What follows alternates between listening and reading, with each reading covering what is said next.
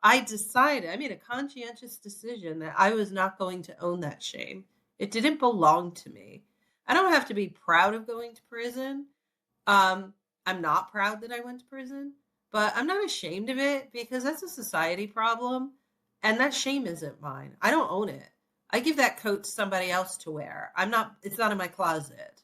So I don't go places where people are going to automatically reject me because I have a conviction history if they found out.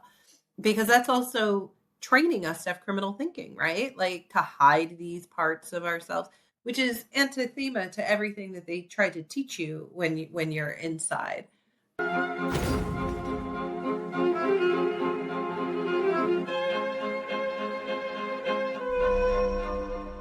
Hello, welcome back. I'm Andrea Parc. And I'm Alexa Dumitru. And this is a live again podcast where attorneys and other professionals meet to discuss real life challenges and how our decisions shaped our journeys. Because being alive doesn't only mean to exist, but it's about the decisions, choices, purpose, and meaning that we bring to our lives every single day.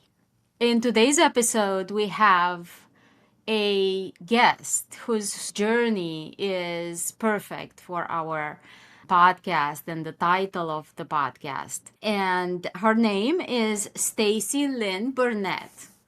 From incarceration to national leadership, Stacy is a powerhouse of advocacy, education, equality, and systemic reform.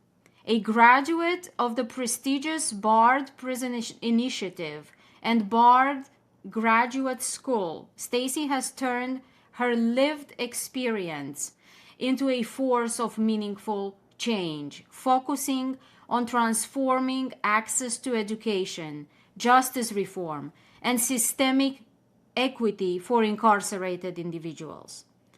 As the senior product manager for JSTOR Access in prison, Stacy has expanded access to academic resources for incarcerated learners across the globe. Her policy leadership has influenced New York City's mayor's office during the COVID-19 pandemic and driven reforms in prison food systems, environmental justice, and educational equity. Stacy doesn't just challenge the system, she reimagines it. Through her compelling storytelling, data-driven insights, and electrifying presence, she inspires audiences to rethink the social and economic impact of mass incarceration. Stacy, thank you so much for being here with us today. It's such a pleasure. Well, thank you for spending this time with me. Of course. I should mention that we met about a year ago at an event organized for formerly incarcerated women. And it was an incredible pleasure to meet you and to see your great impact on society. And I should add also that you are a TEDx speaker. Yes. And your speech is incredibly powerful, and I will link it in the description for everybody to listen to it because it's powerful. You mentioned there about the stigma of formerly incarcerated on the society, and you put it in such a enlightening way that everybody should listen to you. But I will let you speak about that. Thanks. Yeah, the stigma is real. I am a white middle-aged woman at this point. I look pretty innocuous.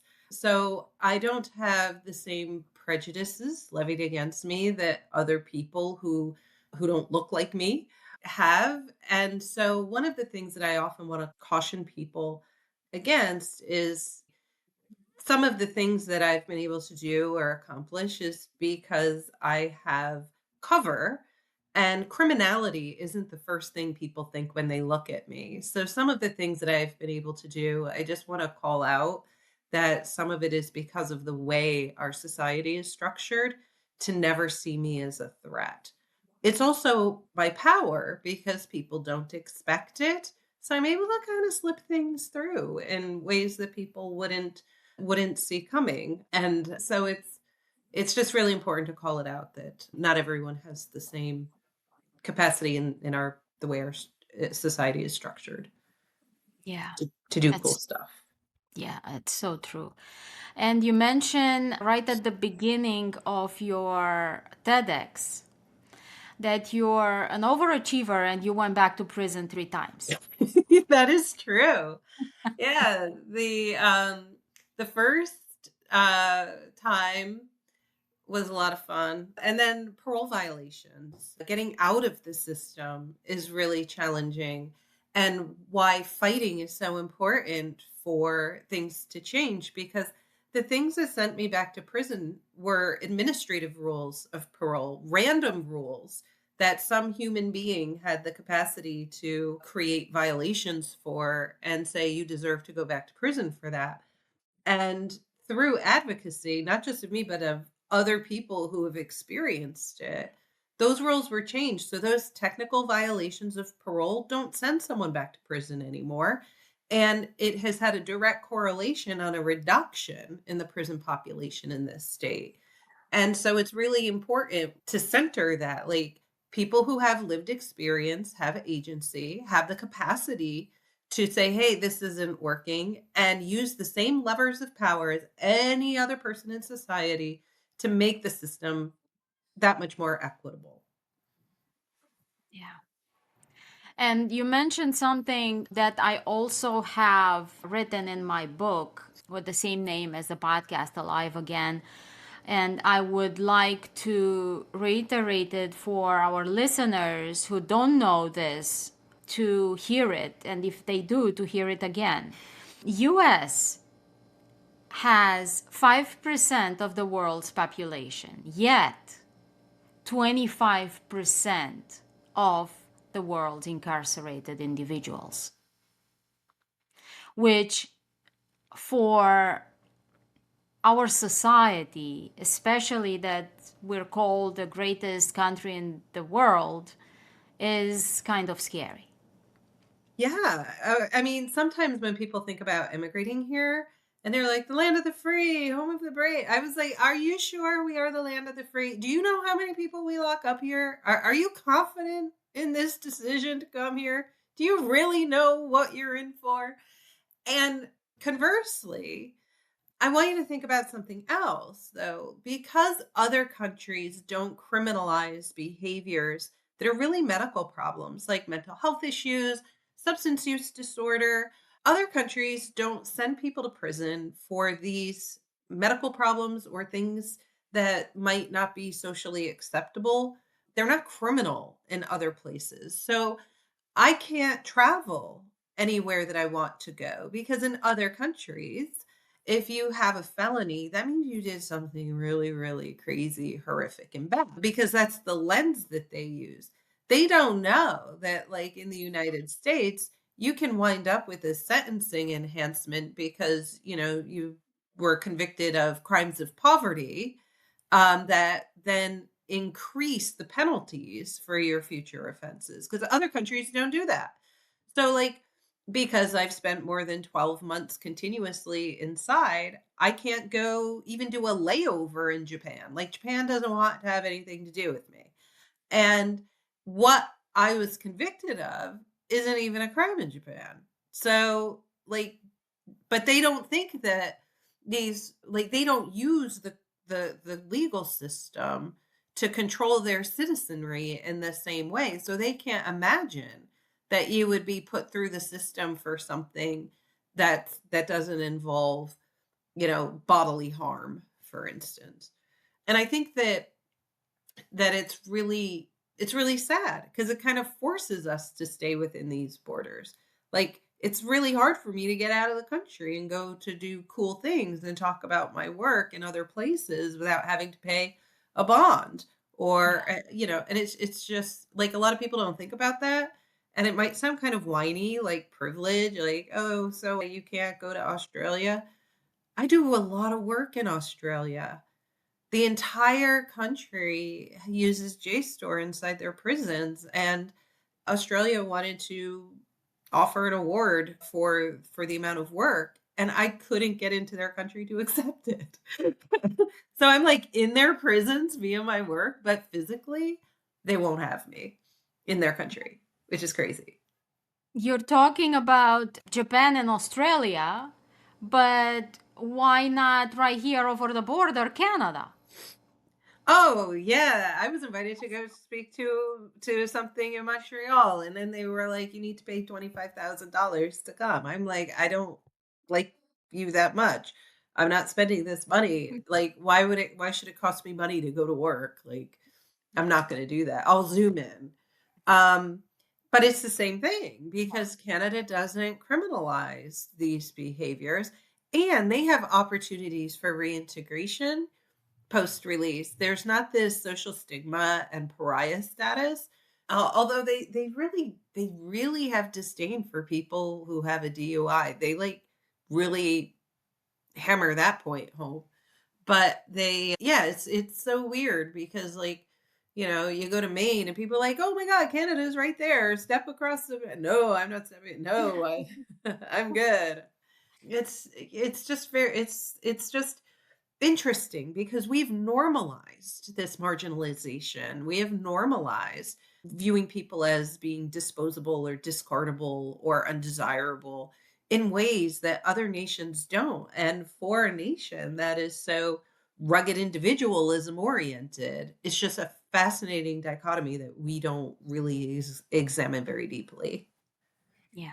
And to add on to the numbers, there's a nonprofit that I love and I think they're awesome. They're called Project Avery, and they support kids who have incarcerated parents. And their numbers are insane. There's something like, I believe it's 10 million children that have had experience with a parent, not just a family member, a parent specifically in prison. That's so scary. 10 million children. That's insane. I think And when you talk something about normalization, I mean, how do these kids grow up when they're you see the pipeline Yeah, stigmatized from early age. institutionalized from an early age because they see it around them. And that's what they're doing. They're trying to get these kids out of that pipeline. the collateral consequences of incarceration. Like, all right, I just, mom or dad does something dumb or gets caught up or is in the wrong place at the wrong time, which before I went to prison, by the way, I never would have believed that. I just want you to know that I would have been like, you're making excuses, take responsibility for your Right. actions. But then when you Right. see it over and over again, you start to realize like something is inherently wrong here. And so when we think about the collateral consequences of these choices that our government has made on our behalf, my son, I often say like my time wasn't that bad. In like I learned how the world really works for most people, and I needed to be brought down a few pegs in that way. Like I don't think I needed to go for that long to learn that lesson. I think prison is most effective like as a timeout for adults. Like go, get yourself right and then come back to the playground and play nice with everybody. After like 2 max 3 years, that loses its punch. Anyone that does more than 3 years, you become so inured to this, like, learned helplessness, scarcity mindset. Even if you didn't have it going in, you develop it while you're in there, and it's really hard to undo that, especially when you're trading on your dignity to get, like, shampoo that works for your hair. Like, I can't overstate that. But my experience was confined to a few acres, right? Now my child who is developing, who's at home, who was living with friends for a while, who was bounced around, he's out in the world and people ask him where his mother is. And he's like, it's normal for him to mom to be in the place, as we would call it. As he got older, he would just tell people that mom was on vacation. It was a very long vacation and not a very nice destination. We would say that too. Yeah. Vacation, yeah. And what are we teaching our children by encouraging them to deny their reality so that they can conform when they didn't do anything wrong?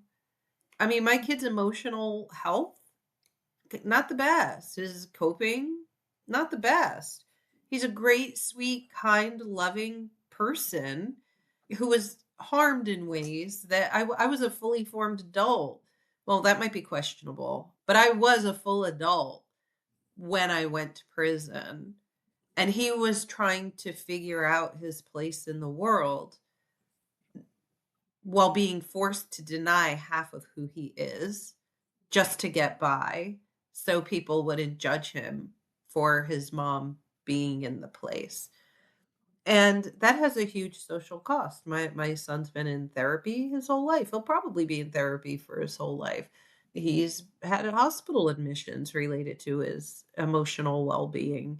And right now, private health insurance covers that. If we didn't have good private insurance, guess what? You, the taxpayer, would be covering all of this because he needs this care. And so not only are you paying for the cost of mom's incarceration, for a while they were paying for the cost of care for my son once I was removed from the household. We don't talk about the actual monetary cost of incarceration for the children who are left behind.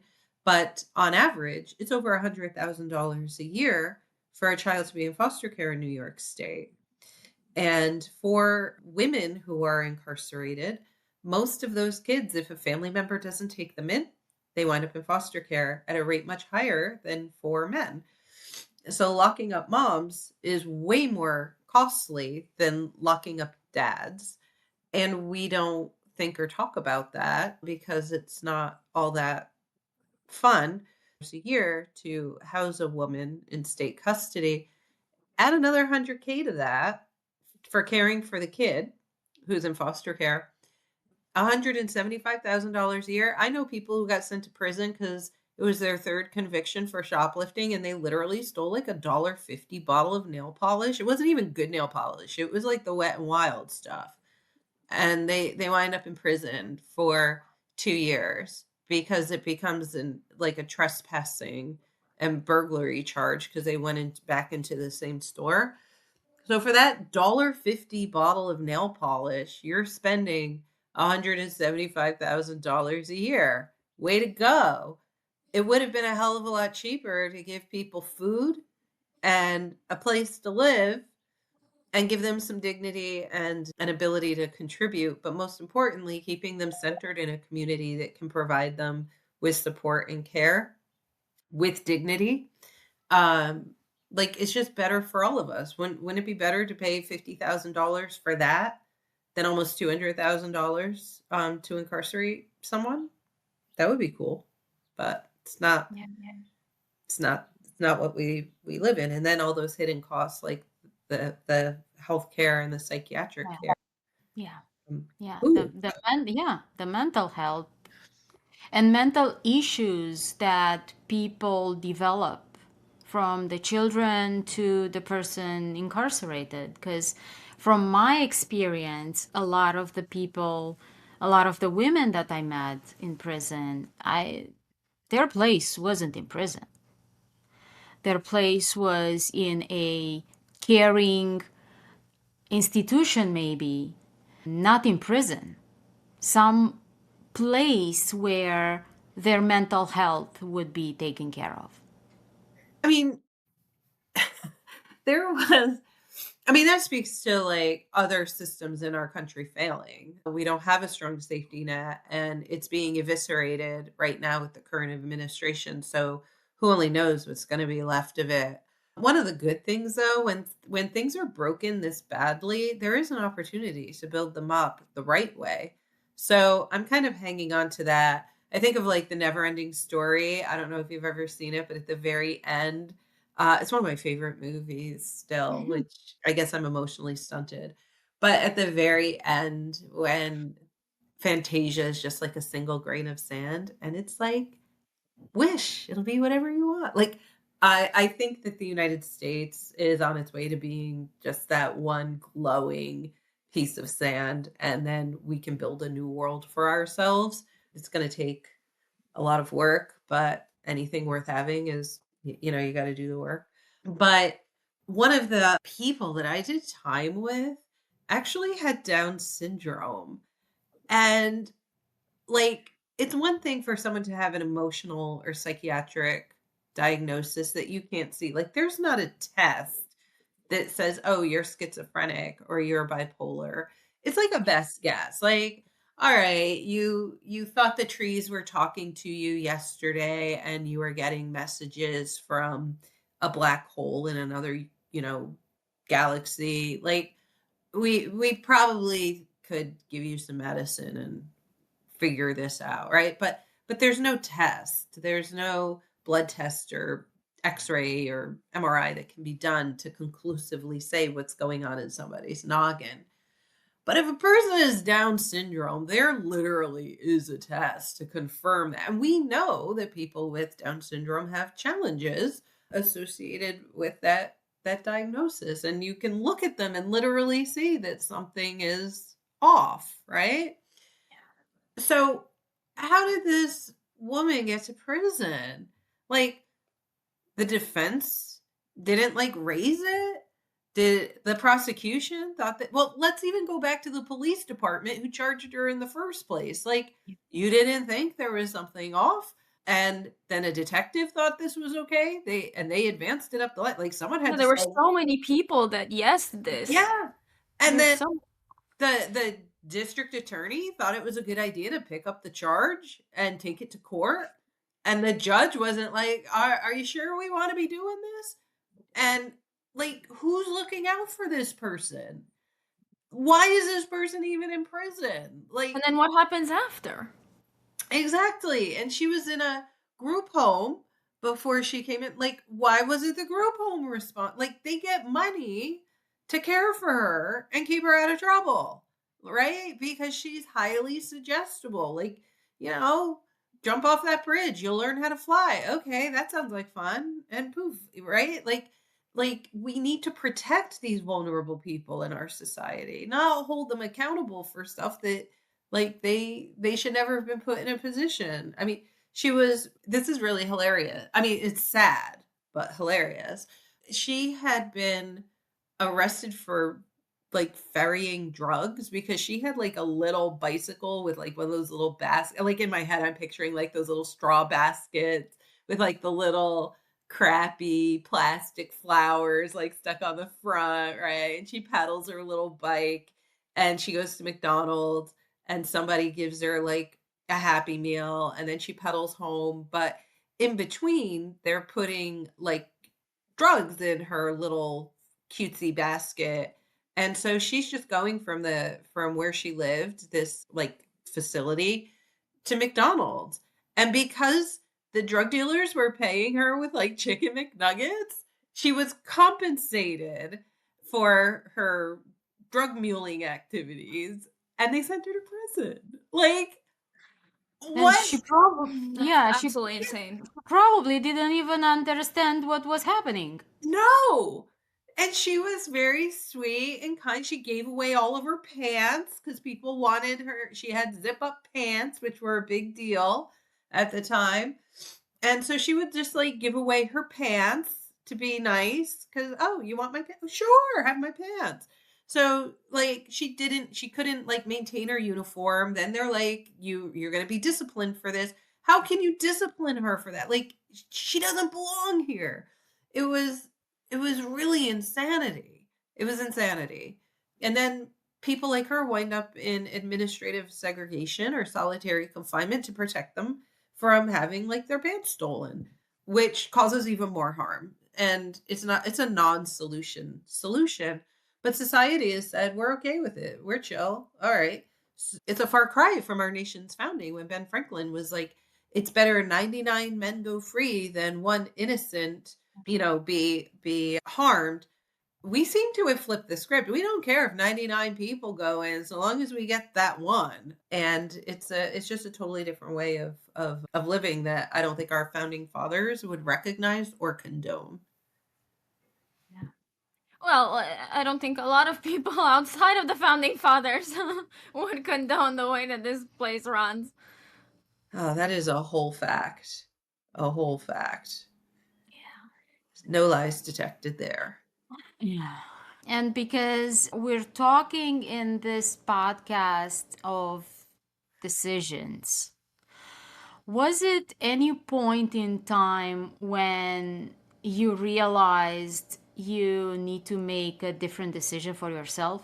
So when I was convicted in 2000, I was a little nuts. I was a little crazy. And my sentencing minutes prove it. They're actually I should probably frame them. I'm gonna find them and I'm gonna like frame them. And I mean, I'm talking about organic baby food and I'm talking nonsense. I have no idea what my state of mind was at the time, but it wasn't good. I mean, it's the judge was like, I could say some things, but I'm just going to keep my mouth shut and sentence you and send you on your way. That was pretty much it. So, but at that, in all the craziness that I was spewing while I was trying to advocate for myself, not very well, one of the things I said was, I'm going to go and get an education. This is 2008. In my I had thought that anyone going to prison could get a college education. I didn't know anything about the crime bill. I didn't know anything about how programs have been gutted inside, but I thought if I'm going to go to prison for at least 5 years, I'm going to come out a better person. I'm going to learn from this. But because I wasn't a kid, the facility where I was sent didn't have education. But I think in my mind, I kind of, which this is going to sound really crazy, Andrea, but I think I went to prison with a growth mindset. I'm going to come out of this better. Like, I don't know how, but I'm going to come out of this better. But there weren't opportunities to come out better. And I was frustrated a lot because as a taxpayer, as a law-abiding citizen, which I also found out later that's a lie because we have so many laws on the books. Like, I think the average person, when you leave your house, you commit like 3 felonies a day or something. So none of us are law-abiding citizens. We just need to get It's that chip. actually a book with that name. Oh my God, I gotta read it. I gotta Yeah. read it. Yeah, like get that chip off your shoulder. We're all criminals. Just some haven't been caught. Live with it. Okay. So I'm in prison and I want to do better. I want to come out a better person. And there were opportunities to do that. I could take vocation. You can try to stay out of trouble in that, whatever. But in terms of like really digging down and getting to the root of problems, none of that was available. But I had thought, like, the lie that had been sold to me by my congressman, by my local police department, like, I thought the criminals got everything. I thought that criminals, these bad people, were living it up. They had the life of Riley inside. I didn't know that, like, you can't get shampoo unless someone gives you money. I didn't know that the food was, like, literally marked not fit for human consumption that they're cooking and serving to. Like, I didn't think, like, because the public narrative about prisons is so different from the reality of a prison. And then people spout off and say all this stuff like they know, but they've never been there. They're just regurgitating something that somebody said once that was a really good talking point, and they never investigated it to find out if it was true. And I was one of those people until I went inside. The best thing that happened to me was I was learning how the world works for most people. But then coming home, I thought that like the world would be okay with it. I didn't realize all the stigma that goes with trying to find good employment, finding dignified employment. Finding any employment is hard between parole, what parole will allow you to do, what you might be licensed to be able to do, where you might even be able to go if you don't have a car and you don't live in a city. Like, Everybody knows your business in a small town. Who's going to hire you? Like, so then what? You're doing odd jobs? Well, if you don't have a steady paycheck, you're not going to keep your freedom. Like, those pressures, it's very easy to keep cycling back through. And it's not really the fault of the person who came out of the system. So I knew that I wanted things to be better. I just didn't know how I was going to make them better. And then I started protesting and stuff. This stuff makes no sense. And then this is America. You can say what you want. No, you can't. Parole will find you. And I was straight up I had a parole condition put on me that said, you cannot protest parole while you are on parole. I'm like, this is America. I could do it. No, you wind up going back in. Like, I learned, I really came into having principles in a new way and standing up for things and no longer accepting whatever I've been spoon fed. That was a conscientious choice. And so every time I cycled back through the system, I was fortified by I'm here not as a victim of the system, but I know that this stuff is wrong. Now that you've put me back in here for it and harms were caused to me, now I can fight you. Now I have cause. Now I have a claim. Now I can come at you. Now I can go to a legislator and be, look, here's the paperwork. This really happens. And then they're like, no one told me that this could. Okay, well, now you're the dude who can fix it. And that's how we build momentum. But you have to be, sometimes I think of my life as living art because I know that I'm not going to be allowed to go to Canada, right? Like I already know I'm not going to Canada when I get invited to go to this awesome conference. But I let them go ahead and print everything. I let them go ahead and announce that I'm going to show up. After everything is printed, after everything is signed, then I call them. Hey, Canada won't let me in. I make it inconvenient for the people in power because now they have to explain to everybody why their keynote speaker isn't taking the stage. Canada won't let her in. It's not us. It's a Canadian thing. Well, actually, it is you because you work for the government. So until it was kind of uncomfortable. It means everybody in this, but the other conscientious decision that I made was I wasn't going to hide or run from it. I was going to use this experience to be a better person, but also spotlight all the things that are really messed up. Wow, I'm actually using polite language. I would have said something else. I respect you, Andrea. So I Thank really you. want to say something else. And helping other people along the way. absolutely, because I can fight. I have privilege because I can go and do all this stuff and show up at work on Monday morning and no one would expect it from me. And the one time that I couldn't say anything about it was when I worked for New York City.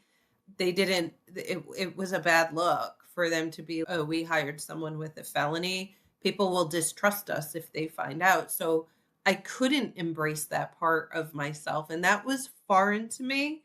And it really took a toll on my mental health that I couldn't be open and honest with my colleagues, with the people that I work with. I felt real shame about it, about having a conviction. And I was determined after that. The next place I work, I'm bringing my whole self to work. I am not going to hide it because you think it's wrong. Your government, shouldn't be penalizing people for, dumb stuff and sending us to prison. Like that's on you. And I was determined. I made a conscientious decision that I was not going to own that shame. It didn't belong to me. I don't have to be proud of going to prison. I'm not proud that I went to prison, but I'm not ashamed of it because that's a society problem. And that shame isn't mine. I don't own it. I give that coat to somebody else to wear. It's not in my closet. So I don't go places where people are going to automatically reject me because I have a conviction history if they found out. Because that's also training us to have criminal thinking, right? Like to hide these parts of ourselves, which is anathema to everything that they try to teach you when you're inside. The other decision was finally the last time I went in, the last time I entered a prison gate, I enrolled in Bard Prison Initiative. I was able to get in. I didn't think they were gonna I didn't think I was gonna make it. I didn't think that I was Bard material, but I took a chance and I was one of 12 women to be given the opportunity that year to study with Bard. And that decision changed my whole life. I now had a network of people to support me when I came home. I didn't have to cobble together a new life. I had an alumni network. What was that? you know, because our social fabrics get torn when we go away. People turn against us who were supposed to be our ride or dies. And then we become wary of letting new people in. And it's really hard when all the people you know are still in dire straits. How are you lifting each other up if you're all in the same pit? Someone has to find a ladder and throw it down so that you can climb out. Or your other option is to step on the shoulders of others. And who knows what harm you can cause to the people still in the bottom if you're just stepping over them. So BPI was essentially that ladder down into the pit. I was engaged the whole time I was incarcerated. I surrounded myself with new ideas, knowledge. I learned how to vet information, tell fact from fiction. I didn't just believe whatever garbage people threw at me. And for the first time, I was able to understand a lot of these principles that I started this session with. Like, I felt them, but I couldn't enunciate them. And so there was no free exchange of ideas or ability for me to figure out my place in this world and to envision a future that I got to choose, that it wasn't from this limited menu that was put in front of me because of other choices in my past said that this other whole buffet is unavailable to you. So we can give you this small appetizer tray. No, I get the whole buffet. I know why I can have the whole buffet. I can advocate for myself to have whatever I want at the buffet and show other people what's available to them and make sure they know that it's available to them. And that is where our power comes from. Pushing that appetizer tray to the side, not believing the person who says that this is all you can be or all you can do or all you can have, and stepping right past them onto the main event. And once you do it, it's the equivalent of throwing that ladder down into the pit.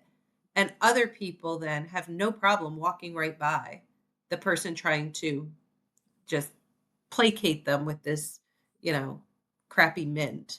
No, go get what you want. And that's our power. Yeah.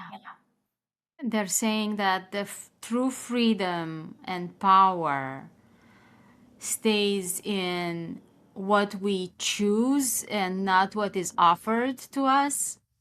Because then is when we go through our own filters and know what the level of the power and the level that we can have whatever we want if we really know we're worthy.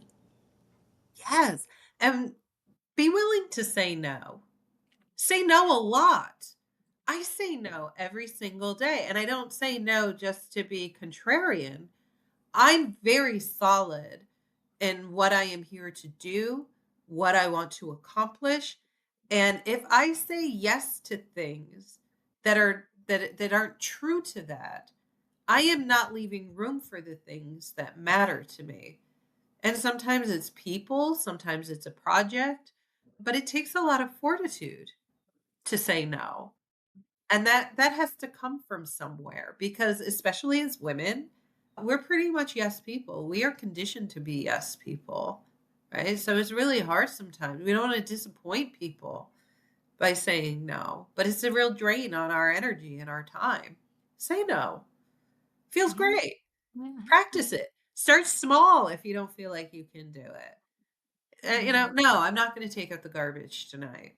No, I'm not going to bake cookies for the PTA. No, I'm not mowing the lawn of my neighbor. Whatever, or maybe you do want to mow your neighbor's lawn. I mean, if they're sick, mow their grass. Um, but it becomes a habit. It's a muscle. Yeah. And then the more you do it, start, not with any big thing. And then pretty soon the big things are all little things. Yeah. And your world gets so much bigger if And you so learn. much fun. Oh gosh, yes. Yeah. And my 20-year-old self would not recognize me. Would Yeah. not recognize me at all. And I'm kind of proud of that. Yeah. The power of our choice, only if we know it. Right. Because we're conditioned. And prison just, nothing puts a sledgehammer on your hopes, dreams, and like prison. And so if you have we could even talk about like the ACEs things. Like most of the people who are in prison, they've been victims themselves at some point, and they've never been like the person who initially caused that harm. They're not held accountable. Most of the time it's man. Just keeping it real. Those are the don't come at me, people. Those are the statistics. That's why women pick the bear, they but anyway, they have like we're conditioned that we have to please people and there's a difference between being a good kind human being and a doormat. And society loves a good doormat.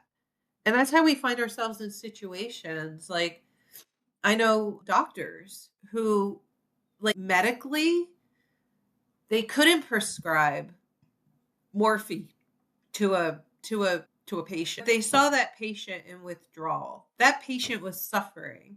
They took a Hippocratic oath, first do no harm, right? Right now the person in front of them is in extraordinary pain. And getting them out of that pain, they risk their license. Should they be penalized that because our government says you can't do that, that you have to be on death's door to be eligible to take like morphine, or you have to take methadone? There's no in between. And you're not able to relieve that person's suffering. But your whole Hippocratic oath is about like helping people, right? Not judging people. Um, that doctor shouldn't be put in harm's way for doing the right thing by a sick patient. But it's tough when we have criminalized um, substance use. So, um, but my point is if you're going to make that decision to help that patient, if you know the consequences, but you also know a way to work around it so that you can protect yourself, you can stay true to yourself while being the type of physician that you want to be. Like there's a way to do it. But if you just spend all your time being like, I can't do that, like I can't, like that. I mean, it's not really on topic, but that physician in New Paltz who wrote the prescription for the oral abortion medication for someone in like Texas or Louisiana or something, like she is firm in her, this is what the patient needs. I'm going to, knowing the risks. I respect the hell out of that person. I don't have to agree with her choice. I don't have to agree with her decision.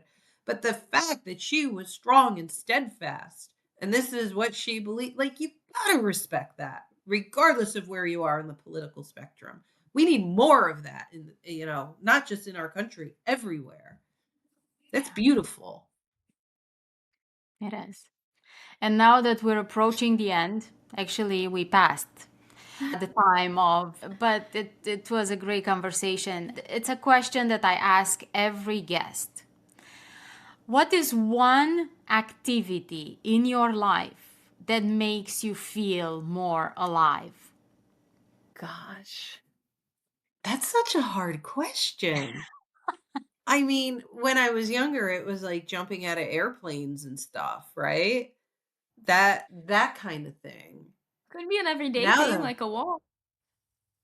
yeah, but yeah, I love adrenaline. I do. I mean, and I gave up Diet Coke, which was the other way to get that like jittery. Seriously.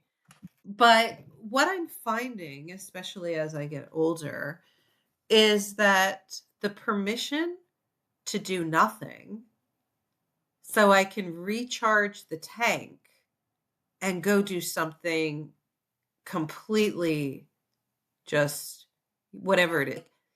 I think the thing that really makes me feel alive is having the ability to sit still, which again, my 20-year-old self would never recognize me sitting still, and just like vegging so that I can put that armor on and pick up my, bow and arrow and spear or whatever. Cause I can't have a pew pew at, cause I have a felony, but so I'm not even going to use that as an alliteration, but so that I can pick up my tools and go out there and hit hard against the things that I think need to be addressed, because I love making headway and advancing on goals. Like if I can bring someone around to a new way of thinking, not even my way of thinking, just getting them out of their rut. I love that. Love it. And the only way for me to get there is to chillax and give myself permission to sit still. Yeah, that's such a beautiful way to put it. And yeah, that I'm sure that makes Resonates with a you lot of people. resonates, and yeah, makes you feel alive in that stillness. Yeah. I think some people would put that under self-care, but self-care just feels like another responsibility for me to do. Like, oh, why are you all burnt out? You didn't go take a bubble bath and get this scented oil and burn a candle and like get a facial and like, but I don't think self-care is something that is one more thing on a to-do list. For me, it felt that way, Yeah. but maybe that's my version of it. Yeah, I don't really know. But yeah, sitting Yeah. still, refilling Stillness. the tank. Yeah. Yeah. And then coming right back after you get up off the couch and hitting whatever it is with everything you got. All the power. Yeah. Thank you so much. Was such a great conversation. And our listeners, thank you for listening. See you next week.